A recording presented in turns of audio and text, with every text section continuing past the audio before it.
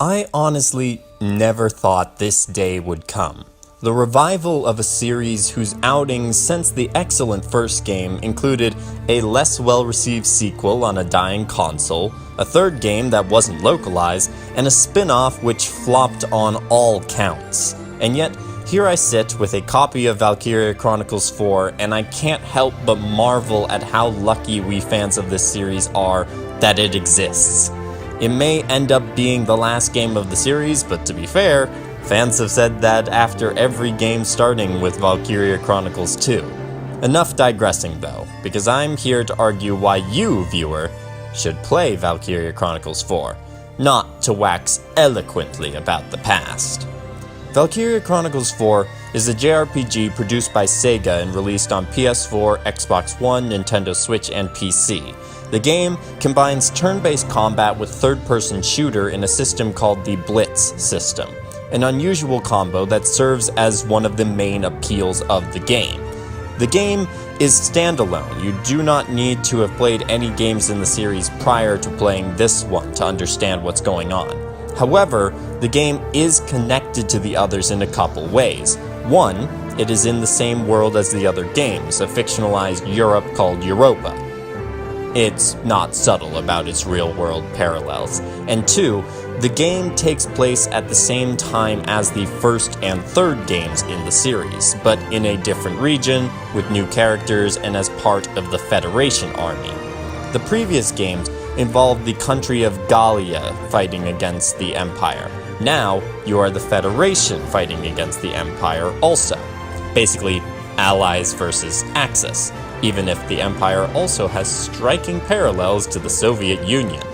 According to the developers, 4 was an attempt to create a more realistic game on the war front. They maintained some fantastical elements, but the characters were supposed to be more grounded. I'll get into the result of their endeavors later, but I do think they mostly succeeded. Reviews for the game have been good, but sales, from what can be seen, are mediocre. Alas, not all the games I like can be huge financial successes as well. The story follows Squad E of the Edinburgh Army, a squad in the Specialized Ranger Corps tasked with a dangerous mission to strike at the heart of the Empire. More specifically, the main characters are the group of childhood friends from the city of Hoffen in the neutral country of Gallia: Claude, Raz, Kai, and Riley. The story follows their mission, oscillating between failure and success in approximately equal measure. The setbacks and roller coaster narrative is prominent in this story, helping to establish an unsettled image of the war and their critical mission within it. It is true that this story is more grounded than the previous Valkyria Chronicles story, but it does still have fantastical elements with the Valkyria in this game. The game, though, tackles the gray morality of war more so than the previous games. The Empire are still the enemies and the Federation are the good guys, but it's not as cut and dried as the Gallian conflict with the Empire. It also serves as a bit of a coming-of-age story for the 4 main characters, and their character arcs are extremely important for the emotional weight of the story. Valkyria Chronicles 4 also attempts to tackle problems that emerged in the real world during and after World War II, much like Valkyria Chronicles, the original, did. This emphasis, though, is more on war tactics and behavior rather than the fantastical racism against the Darkson people focused on in the original, which still exists in universe, but has a significantly diminished role. Valkyria Chronicles 4 tried to shake up the narrative style of the series, and I think the results were positive for the most part. I still cared about the characters and story for major and minor plots on both sides of the war. Some characters, though, in order to fit the new Grey World narrative, became quite unlikable, which is unfortunate because I didn't think it necessary to drive home the morality lessons. The writing in general begins strong, maintains its strength through the middle, but I think runs into pacing issues towards the end. The story is still worthwhile to play through and keeps the game enjoyable, but the quality of the story started to slip towards the end, in my opinion. The story progression is still done through a book of scenes that the player watches leading up to a battle. I like this narrative style. It's straightforward and linear and gives glimpses into the army's thinking and occasionally brings the villains into greater focus as well. There is the minor annoyance of having to select each individual scene to play it, but as I said, that's a minor inconvenience. The first major gameplay change also happens, though, in this book format, and that is the squad stories. In an extra menu, there are short vignettes with their own mini battles involving 3 of the characters within the army. Not any of the main characters, but the more rank and file members. Once you use a character in battle enough, you unlock their squad story, giving you a greater glimpse into their character. It also gives a bonus gameplay-wise, but I'll discuss that more in the battle gameplay section. Suffice to say, the inclusion of squad stories is one of the best new additions for the series, enabling players to learn more about their soldiers and to gain a gameplay advantage from their investment in those soldiers. Makes me wish this feature could have been in the original game. Battles proceed much like the previous games of the series. You deploy your soldiers from your character pool at the beginning of the battle, and then are given command points to move your units around the field of battle, killing enemies and capturing bases as you try to complete the map objective. You will have your turn, then the enemy will have their turn, moving their units around the battlefield as well.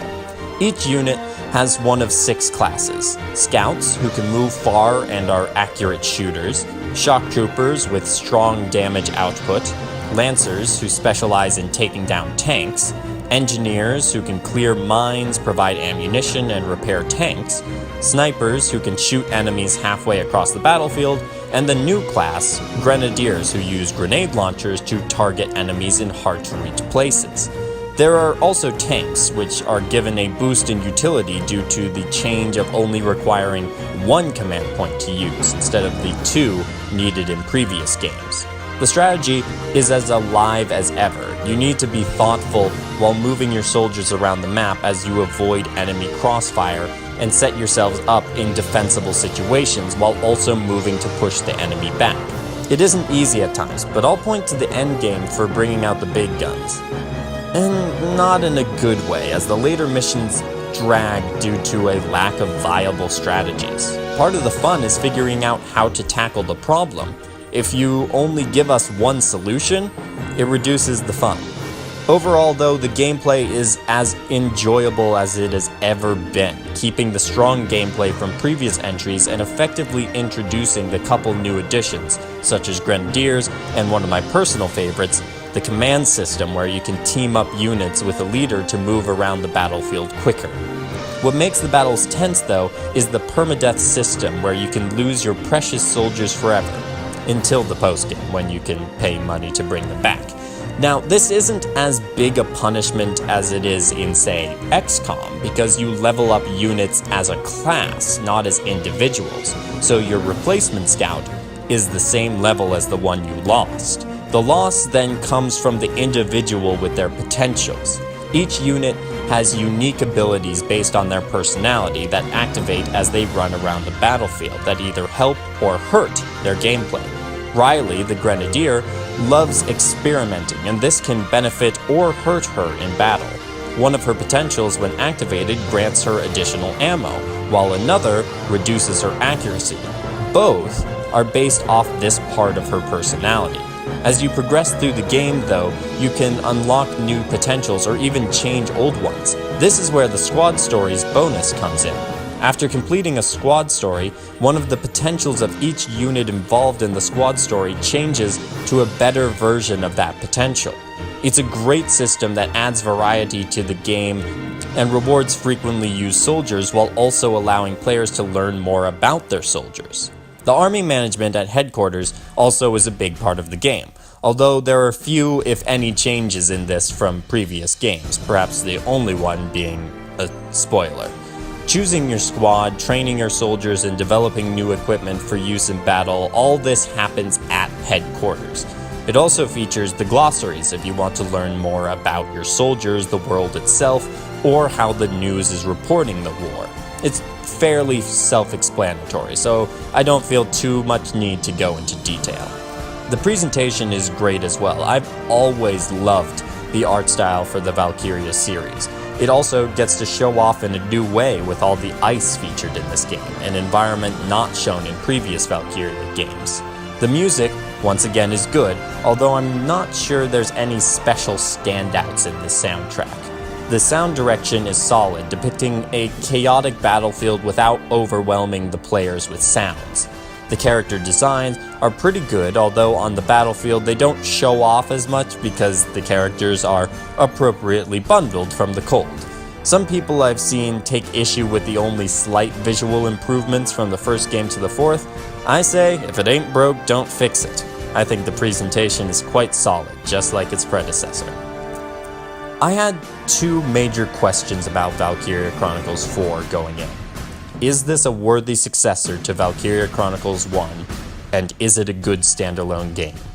Thankfully, I discovered the answer to both questions to be yes. The game keeps many of the things that worked in the gameplay model while introducing some nice new twists on the gameplay. The story is less focused than the first game, but still good, and has a solid set of characters on both the heroes and villains side. I recommend this game to anyone who played the first game. It is a worthy successor. It also works for any new entrants to the series, although I will say I do recommend playing the first game before this one. Not because it's necessary, but because it's much easier to proceed forward than backward, especially with gameplay. If you are interested and want to learn more about the first game, check out the video I made on it, linked at the end of this video. For now though, I will bid you adios. I hope you have a great day, and happy gaming.